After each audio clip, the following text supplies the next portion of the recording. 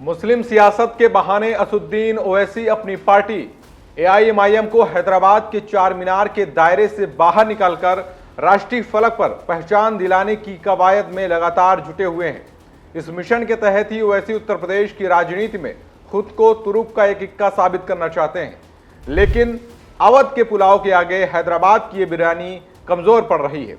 अवध की बिरयानी का ये तीखापन, मसाला और इसका कच्चापन अभी भी अवध के लोगों को पसंद नहीं आ रहा है। यूपी की सियासत कुछ ऐसी है जहां अच्छे अच्छे मठाधीश भी अक्सर गच्चा खाकर गिर जाते हैं।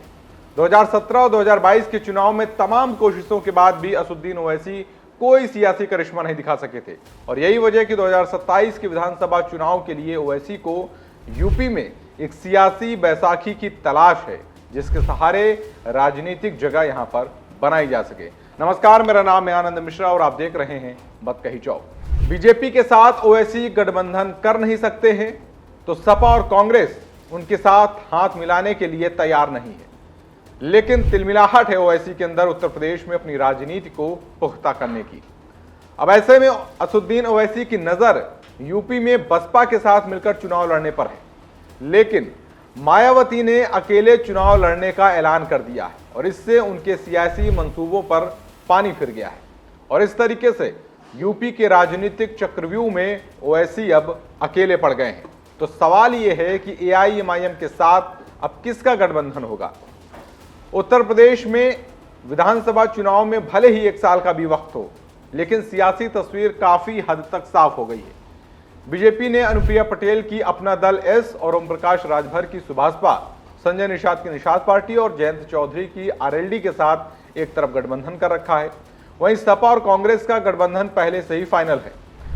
2024 की तर्ज पर ही 2027 का चुनाव लड़ने का प्लान कांग्रेस का भी वही है जो लगभग पिछले चुनाव में था। बसपा प्रमुख मायावती ने बुधवार को एक बार फिर से अकेले चुनाव लड़ने का जब ऐलान किया तो ओवैसी की तिलमिलाहट देखने लायक थी। उन्होंने एक तरीके से अपनी तस्वीर साफ कर दी है। मायावती ने तस्वीर साफ कर दी है और गठबंधन को लेकर चल रही तमाम चर्चाओं को पूरी तरीके से भ्रामक और निराधार बता दिया है। मायावती ने बसपा के कार्यकर्ताओं से भी कह दिया है कि गठबंधन से जुड़ी जो उल्टी पुल्टी खबरें हैं इन पर ध्यान देने की जरूरत नहीं है और चुनाव तैयारियों में जुट जाएं। यानी कि मायावती ने साफ लहजे में कह दिया कि बसपा अपनी ताकत पर, अपने भरोसे पर चुनाव लड़ेगी, उसको बैसाखी की जरूरत नहीं है। लेकिन असुद्दीन ओवैसी क्या करेंगे, जो उत्तर प्रदेश में लगातार एक बैसाखी की तलाश कर रहे हैं जिसके सहारे वो अपना राजनीतिक जो मंसूबा है उनका उस पर कामयाब हो सके। उत्तर प्रदेश में एक वर्ग विशेष को जिस तरीके से बरगलाने की कोशिश लगातार करते रहे हैं उस पर वो कामयाब हो सके, लेकिन उनके मंसूबे कामयाब होते हुए दिख नहीं रहे। जिस तरीके से पिछले दिनों अकबरुद्दीन ओवैसी ने कहा था कि उत्तर प्रदेश में आने वाले हैं, वो कहीं न कहीं इसी की तरफ इशारा था कि उत्तर प्रदेश में एआईएमआईएम अपने चुनाव लड़ने के तरीकों पर विचार मंथन कर रही है, किस तरीके से किसके साथ गठबंधन करके चुनाव लड़ा जा सके। लेकिन फिलहाल तस्वीर उनके लिए इतनी मुफीद साबित नहीं हो पा रही है। सपा और कांग्रेस की दूरी बनाने और मायावती के इनकार के बाद 2027 के विधानसभा चुनाव में असुद्दीन ओवैसी की पार्टी के लिए गठबंधन का सियासी विकल्प क्या बचता है।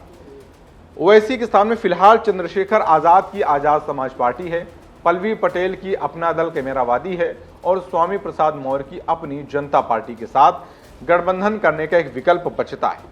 असुद्दीन ने 2024 के विधानसभा चुनाव में कुछ क्षेत्रीय दलों के साथ मिलकर एक मोर्चा बनाया था और ये मोर्चा सपा के पीडीएफ फॉर्मूले के मुकाबले के तौर पर पीडीएम बनाया गया था। ओवैसी ने चंद्रशेखर आजाद, स्वामी प्रसाद मौर्य और पल्लवी पटेल को उनकी सीटों पर समर्थन दिया था। 2024 के लोकसभा चुनाव में पीडीएम मोर्चा बनाने वाले ओवैसी ने अपना कोई प्रत्याशी नहीं उतारा था, लेकिन उनके साथ होने का सियासी फायदा भी किसी दल को नहीं मिला। चंद्रशेखर जरूर मुस्लिम वोटों के सहारे जीत गए हों, लेकिन पल्लवी पटेल और स्वामी प्रसाद की जमानत तक जब्त हो गई थी। ऐसे में असुद्दीन ओवैसी की नजर बसपा के साथ हाथ मिलाकर चुनाव लड़ने की थी, लेकिन अब जिस तरीके से मायावती ने गठबंधन से इनकार कर दिया है, ऐसे में एआईएमआईएम के सामने मजबूत दल के साथ गठबंधन का कोई भी विकल्प अब बचता नहीं है। तो सवाल यह है कि अब ओवैसी उत्तर प्रदेश में क्या करेंगे। क्या वो अकेले चुनाव लड़ेंगे, और अगर अकेले चुनाव लड़ते हैं तो उसका दूर दूर तक कोई फायदा नजर नहीं आ रहा है। और शायद जो पल्लवी पटेल और बाकी दलों के साथ जो गठबंधन उन्होंने पिछली बार किया था, उसका वो ट्रेलर देखना चाहते थे। शायद वो यही आकलन करना चाहते थे कि उत्तर प्रदेश में उनकी हैसियत क्या है, क्या उनके साथ होने से वोटों का ध्रुवीकरण हो सकता है, क्या उनके साथ होने से उनके साथियों को फायदा मिल सकता है। लेकिन जिस तरीके से उनके साथ होने से एक भी वोटों का फायदा मिला नहीं है किसी भी दल को, कोई भी दल उनके इस सियासी कद का फायदा ले नहीं पाया, या यूं कहे कि मिला नहीं, उससे उनकी उत्तर प्रदेश में राजनीतिक हैसियत का अंदाजा बखूबी लगाया जा सकता है। आपकी इस मुद्दे पर क्या राय है, हमें कमेंट करके जरूर बताएं और ऐसे ही देखते रहें मत कहीं जो। This video is sponsored by Ram Group of Companies, co-sponsored by Nature House and Bhaiya Ji Silver Coated Ilachi.